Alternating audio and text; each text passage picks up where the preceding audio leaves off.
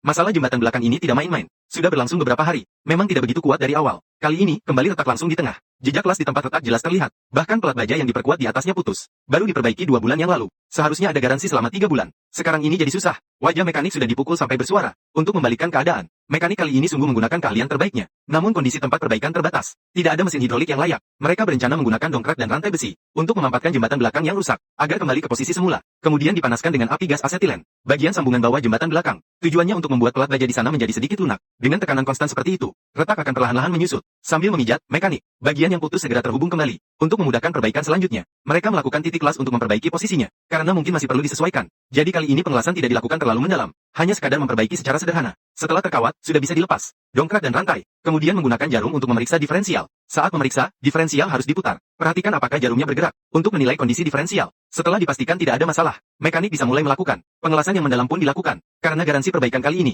juga selama 3 bulan. Maka mekanik sebelum mengelas, tidak langsung mengamplas tempat las. Tetapi langsung membuka dengan panas maksimum. Perlahan-lahan, melakukan pengelasan sedikit demi sedikit. Untuk memastikan tidak ada benda asing atau retakan. Setelah setiap lapisan dilas, dibersihkan selat dan diperiksa sekali lagi. Meskipun ia tahu ini mungkin berlebihan, namun tetap memegang langkah-langkah prosedural ini. Meskipun tahu ini terkadang berlebihan, sampai semua sambungan las selesai jelas. Karena plat baja luar dari sumbu belakang, yang dilas oleh tukang sebelumnya, maka perlu memotong plat baja ini terlebih dahulu. Mereka memotong dalam bentuk permata terutama untuk meningkatkan kestabilan pengelasan. Setelah memotong plat baja luar, menggambar segitiga di dalam sisi bagian dalam. Desain ini membuat bagian dalam dan luar. Proses pengelasan di masing-masing sisi menjadi sangat berbeda. Dengan demikian, ini mencegah retakan pada posisi yang sama di masa depan. Setelah selesai memotong, mereka juga menghapus plat baja segitiga di tengah. Kemudian membandingkan plat baja yang baru saja dipotong. Memastikan semuanya berada dalam posisi yang tepat. Plat baja yang dilas pada luar juga perlu diganti. Dengan demikian, plat baja di dalam dan di luar sudah ditandai dengan tepat. Tukang akan memotong bagian di luar garis tanda, dan membuang bagian yang berlebihan.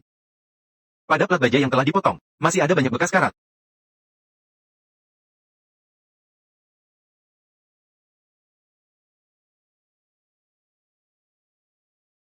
Masih ada banyak bekas karat. Bagi tukang, semua ini harus sepenuhnya digosok sampai bersih. Setelah semua, 2 lembar plat baja kecil ini tetap dikenakan biaya tambahan. Sang ahli tentu harus melakukan dengan baik. Setelah karat dihilangkan dengan mudah, sang ahli memasang papan segitiga ke atas meja kerja. Tujuannya agar tepi papan biasa menjadi rata. Pastikan agak sesuai dengan area potongan di jembatan belakang. Setelah digosok halus, dia mengencangkan dengan palu. Pastikan tidak ada yang kendur. Celah di tepi diperbaiki dengan menggunakan batang las. Dilakukan proses pengelasan yang detail. Dengan demikian, cangkang luar jembatan belakang, meskipun modifikasi sudah selesai. Sebagai tambahan, plat baja luar baru. Sang ahli juga memukul dengan palu untuk membentuk yang diperlukan. Penanganan pengelasan dan lainnya. Tidak ada yang berbeda di beberapa bagian. Retakan di bagian dalam juga diatasi. Diselesaikan dengan penanganan pengelasan yang sama. Sang ahli setidaknya harus memastikan setelah diperbaiki, cangkang mencapai standar tidak bocor minyak.